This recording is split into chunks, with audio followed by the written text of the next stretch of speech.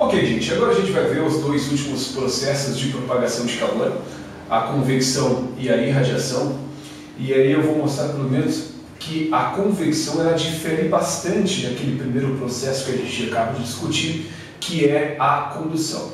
Então, para iniciar o estudo da convecção, eu quero que vocês pensem um pouco a respeito daquelas geladeiras, aquelas mais tradicionais, mais comuns, onde os congeladores, por algum bom motivo que eu já vou explicar, são colocados na parte de cima da geladeira.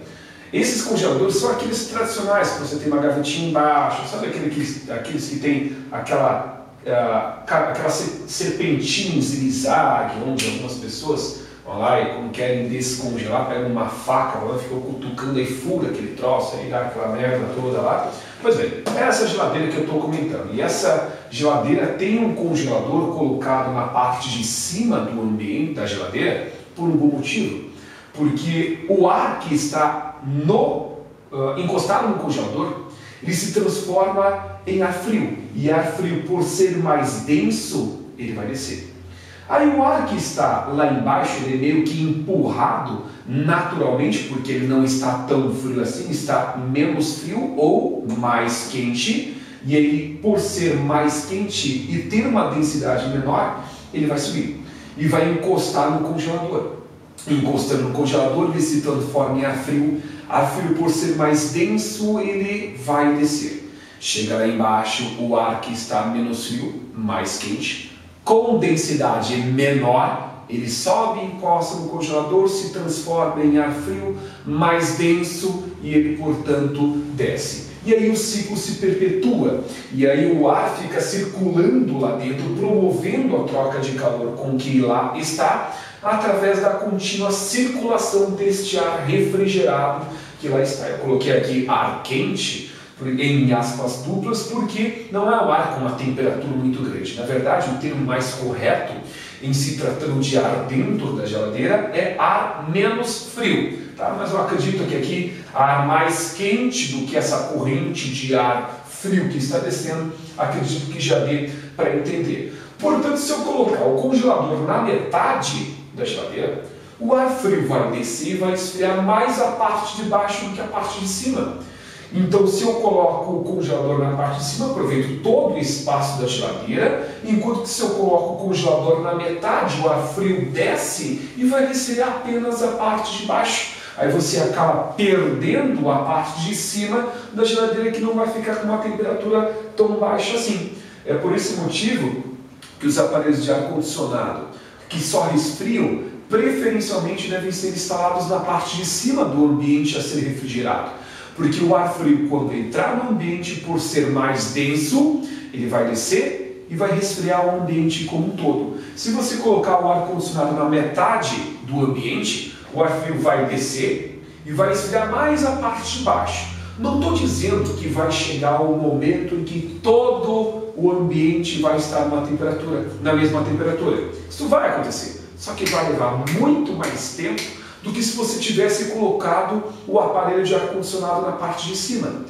Pelo mesmo motivo, para aquecer o ambiente como um todo com uma rapidez maior, os aquecedores devem ser colocados próximo ao chão, que aí o ar quente sobe e esquenta todo o ambiente. Ao passo que se você colocar o aquecedor na metade do ambiente a ser aquecido, o ar quente vai subir e vai aquecer mais rapidamente a parte de cima. A parte de baixo vai levar bem mais tempo para ser aquecida. Portanto, eu aqui estou falando sobre troca de calor pela contínua circulação de gás.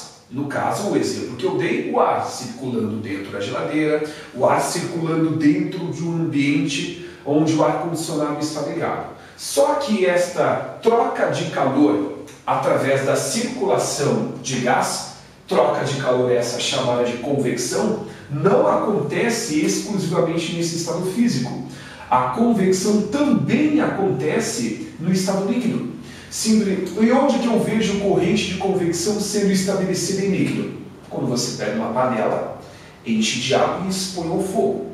O que eu vou falar agora é mais perceptível quando a água está próxima de atingir a sua temperatura de fervor. Você não vê água parada dentro da panela. Você vê água naquele rebuliço todo, circulando a todo momento.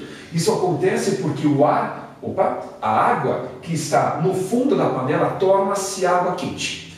A água quente, por ser menos densa, sobe. E a água que está lá em cima, não tão quente, água fria, em aspas duplas, desce para ocupar o lugar daquela água quente que subiu. E aí, consequentemente, esta circulação de água dentro da panela é que promove o seu contínuo aquecimento.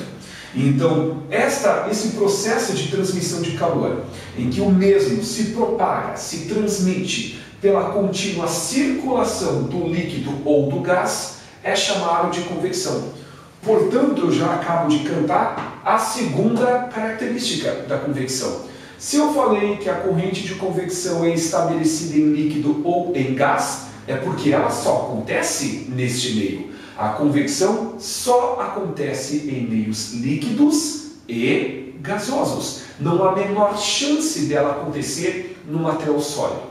Nos sólidos, lá na condução, eu havia colocado que ela pode acontecer tanto nos sólidos, quanto nos líquidos, quanto nos gases. Aqui, na convecção, não. A convecção, para acontecer, tem que ter líquido ou gás. E não tem nenhum dos dois, não há a menor chance dela acontecer. É por esse motivo que a convecção não acontece no vácuo. Porque o vácuo é um ambiente onde não tem nada. Não tem sólido, não tem líquido, não tem gás. Se não tem líquido, não tem gás, não há a menor chance dela acontecer, a convecção, neste ambiente que é desprovido de matéria. Ok? Estamos entendidos quanto a isso, acredito eu. Portanto, fique em mente, fica na sua mente essa história que eu coloquei aqui. Ó. Todo gás ou fluido que é mais denso, para ser mais denso, tem que ser mais frio, tá? Vai descer. Desce.